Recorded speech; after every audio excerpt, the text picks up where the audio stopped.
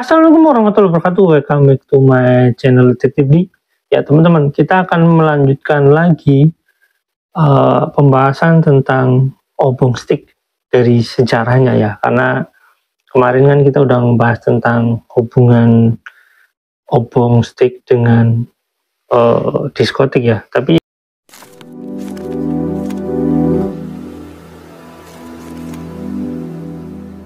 ini masih ada kaitannya dengan video sebelumnya, karena saya akan teruskan lagi ini biar durasinya nggak terlalu panjang ya teman-teman. Nah, tapi sebelum saya bacakan itu, saya akan memberikan sedikit gambaran tentang bagaimana orang itu memahami satu konteks permasalahan dengan membedakan ya doktrin atau dogma keagamaan. Nah, teman-teman, ada sebuah komentar, kenapa kamu benci sekali dengan Yusuf Mansur? Harusnya kamu minta maaf. Nah, itu dia orang yang tidak memahami konteks, karena saya dianggapnya membenci seorang kiai. Nah, satu sisi, Yusuf Mansur ini kan subjek hukum. Di sisi lain, Yusuf Mansur punya perilaku yang harus bertanggung jawab gitu ya. Soal dogma atau doktrin yang diajarkan, juga sebenarnya doktrin yang diajarkan kan banyak sekali yang doktrin-doktrin yang nggak jelas gitu, seperti dialah bilang bertemu Nabi atau bla bla, banyak sekali lah intinya lah. Dan itu ya saya nggak tahu kenapa orang itu harus menyuruh saya minta maaf gitu ya. Sementara Yusuf Mansur yang seharusnya minta maaf kepada para korban ini malah masih disanjung-sanjung mereka.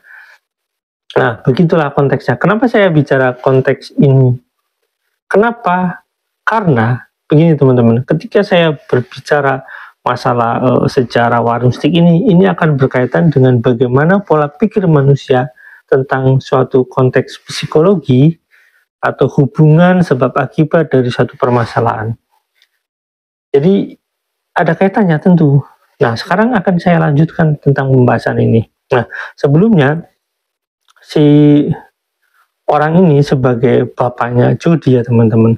Bapaknya Jody ini bernama Sugondo. Saya udah ceritakan. Jadi di tahun 80-an akhir itu, jadi dia itu hijrah ke Solo ya. Jadi 86, sekitar 86 sesuai dengan berita di sini ya teman-teman. Nah, kemudian dia membuka butik, dan kemudian juga dia di sini membuka satu bisnis lain gitu, dimana bisnis itu bisa dikatakan sebuah diskotik sesuai dengan yang ada di website ini. Jadi diskotik ini kemungkinan besar didirikan di tahun 80 akhiran gitu, mungkin 88 atau 89. Nah, dengan berita yang tersebut itu mengatakan bahwasanya kemungkinan besar itu kan sesuai dengan berita di sini, ini diskotik itu lahir atau dibuat atau dibuka itu di tahun 80 akhir, mungkin 89 atau 90 awal. Nah, kemudian ditutup di tahun 2000-an. Nah, ada yang menarik teman-teman, karena saya akan lanjutkan ya. Di sini saya akan bacakan, selain diskotik, kala itu ia juga mendirikan resto dan pubs untuk kalangan menengah kota Solo, bernama Aquarius. Nah, teman-teman, penting ya. Disinilah ia seperti mulai menemukan arah untuk mengembangkan bisnisnya, yang ternyata kelak mengubah kehidupan keluarganya. Di resto Aquarius, steak menjadi menu andalan karena banyak penggemarnya, walaupun harganya terbilang mahal. Naluri bisnis Sugondo muncul. Ia menemukan ide berekspansi dengan mengembangkan resto khusus steak. Hanya saja ia ingin membuat steak dengan harga lebih terjangkau agar penjualannya makin bagus. Pendeknya, ia ingin menjadikan steak makanan yang digemari masyarakat dan terjangkau kantong mereka. Kalau bisa murah, kenapa harus mahal? Serunya. Pada pertengahan 1990-an itulah Sugondo mendirikan resto khusus steak. Bapak 4 anak ini terus mencari ramuan yang pas agar makanan barat ini bisa diterima lidah orang Indonesia dan dijual dengan harga yang terjangkau masyarakat luas. Karena itu, ia juga memperkenalkan slogan Citra. Menu bintang 5 harga kaki 5. Kalau di kebanyakan resto seporsi steak dijual seharga 75.000, Sugono bisa menjual jauh lebih murah. Di resto atau hotel memang mahal karena banyak komponen biaya yang harus kita tanggung, ungkapnya. Tapi meskipun kami jual murah, keuntungan sudah lumayan. Nah, kuncinya di sini teman-teman. Jadi pada pertengahan 1990 ya, Sugono mendirikan resto khusus steak.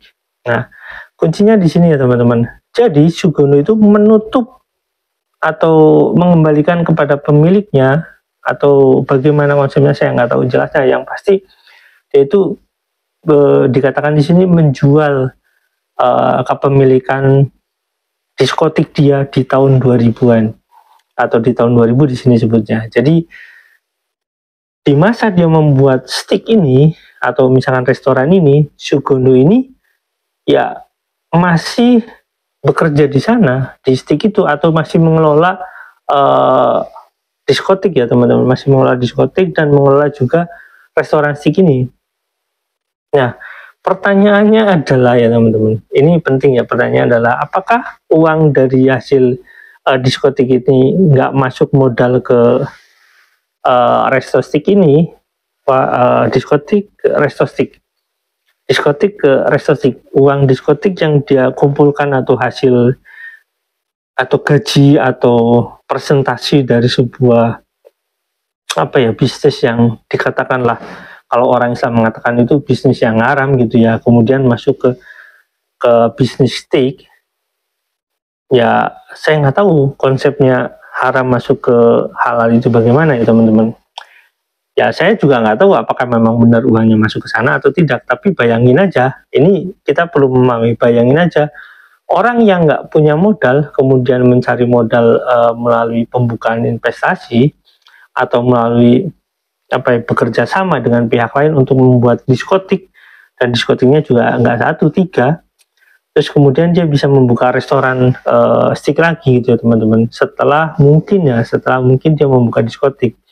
Jadi ya kita berpikir ya ketika dia untung di diskotik ini, kemudian dia membuka restoran steak, dan kemudian mungkin ketahuan sama si pemilik modalnya, saya nggak tahu apakah uang dari sini masuk dari diskotik masuk ke steak, kemudian ada perpecahan di sana, kita juga nggak pernah tahu ya teman-teman. Apakah benar dijual diskotiknya kepada pihak lain, atau karena ini agak aneh teman-teman, kenapa dikatakanlah dijual, karena dia mengakui sahamnya cuma 10%. Dan di sini mengatakan bahwasanya kemungkinan besar karena sahamnya cuma 10%, ya dia pengelola, karena yang menawarkan proposal diskotiknya kan si Sugono ini, bapaknya Jody ini gitu ya teman-teman. Jadi kalau dalam bisnis saya bisa katakan begini, ketika saya punya ide, tidak punya modal, saya akan berangkat bertemu dengan sosok menteri misalkan, atau sosok pengusaha besar misalkan. Tapi biasanya sosok pengusaha itu tidak mau menginvestasi suatu usaha yang konvensional ya, karena kalau dia seorang pengusaha yang konvensional juga, dia lebih memilih mengembangkan usahanya sendiri. Nah biasanya, ini biasanya penting teman-teman, jadi orang konvensional yang mengajukan proposal ini biasanya dia lari kepada pejabat. Kenapa larinya kepada pejabat? Karena pejabat ini tidak sempat mengurusi bisnis, sehingga uang yang diterima dari pekerjaannya sebagai seorang pejabat, yaitu biasanya dialihkan kepada sektor-sektor yang bisa memungkinkan mendapatkan passive income, atau bukan passive income pun, dia bisa mendapatkan semacam investasi gitu ya, misalkan dia dapat rukonya atau dia dapat lahannya, tanahnya atau bagaimana, dan nggak pernah menanggap bahwasanya itu investasi, karena mungkin uangnya juga banyak yang kita ketahui bahwasanya banyak sekali pencucian uang yang melahirkan bisnis-bisnis seperti itu, dan itu fakta teman-teman, bisa dilihat lah. Nah, pertanyaan penting tadi, apakah 10% ini bisa menentukan untuk penjualan suatu diskotik? Tentu saja tidak kan, karena 10% ini kan 10% saham hibah ya teman-teman, 10% saham hibah yang diberikan karena dia mengajukan proposal, jadi dianggap sebagai saham pemberian atau saham intelektual atau saham ide gitu ya. Dan saham itu tidak bisa dicairkan secara uang, tapi saham itu bisa mendapatkan hasil dari presentasi suatu bisnis gitu. Misalkan dia di modal ini adalah 100 juta, makanya dia punya modal 10 juta, tapi bukan dalam bentuk uang, tapi dalam bentuk saham yang tidak bisa diuangkan, tapi cuma bisa menerima manfaat dari 10% itu. Jadi sebenarnya saham itu nggak ada, saham itu kosong. Cuma kalau dia itu diskotik ini untung 100 juta, maka dia dapat 10 juta dari saham itu, selain sebagai pengelola. Dan itu udah biasa teman-teman. Ya, karena memang di dunia bisnis seperti itu, ketika dia mendapatkan saham 10% ini kan hasilnya sangat kecil. Bayangin aja kalau misalkan itu 100 juta, ya dia cuma dapat 10 juta ya teman-teman. Kalau dia mendapatkan, ini kalau untungan bersih ya teman-teman, keuntungan bersih. Jadi kalau dalam 1 bulan 3 diskotik itu 300 juta, maka dia cuma mendapat keuntungan bersihnya ya, cuma mendapat 30 juta dari setiap hari dia harus nongkrong di sana gitu ya. Nah, karena itu biasanya si pengelola atau si yang mengajukan proposal ini untuk menjadi pengelolanya, dia ikut bekerja di sana sebagai CEO atau sebagai pengelola dengan mendapat gaji misalkan per bulannya misalkan ya 10 juta. 10 juta di satu lingkungan, atau misalkan mendapat 20 juta di semua tempat itu semua yang dikembangkan itu. Atau nanti sistemnya bagaimana ya diatur dengan investor. Nah, dengan tambahan gaji tersebut dan presentasi daripada keuntungan itu, maka dia mendapatkan ya uang cash yang cukup besar dari hasil itu. Tapi apakah bisa dalam waktu setahun untuk membuka dari hasil itu untuk membuka kemudian resto model kelas Eropa misalkan ya kita nggak pernah tahu, karena setahu saya teman-teman, kalau mau bikin resto yang representatif itu yang bagus itu modal panci atau modal interior atau intinya modal daleman aja itu bisa habis ratusan juta teman-teman. Apalagi nanti kalau ada eksterior yang harus kita bangun, terus ada gedung yang harus kita bangun, atau ada renovasi karena kita menyewa gedung, atau kita menyewa tanah kosong, kita harus membangun tanah itu gitu dengan konstruksi yang diatur gitu, itu ya tentu bisa miliaran. Nah, jadi pertanyaan yang saya ajukan begini, biar teman-teman berpikir, apakah karena dia Sugondo ini nggak punya uang dan dia mengaku itu nggak punya uang, apakah mungkin orang yang nggak punya uang itu membuat restoran steak tanpa modal lain gitu ya? Nah, apakah modal hasil dari sini ya, dari diskotik ini, modal hasil dari diskotik, saya nggak akan mengatakan bahwasanya ada korupsi di diskotiknya, saya nggak pernah tahu ya. Cuma apakah modal hasil dari diskotik, saya nggak tahu uang itu haram atau halal atau bagaimana, tapi kalau dari diskotik walaupun gaji ya mungkin haram ya teman-teman. Intinya pokoknya modal hasil dari diskotik ini apakah modal hasil dari diskotik ini lari ke restorannya atau tidak gitu ya. Jadi kalau itu lari ke restorannya, jadi cikal bakal daripada judi ini, jadi ada kaitannya ya, karena bapaknya kan megang ini, otomatis dia dapat gaji dan ngasih makan anaknya.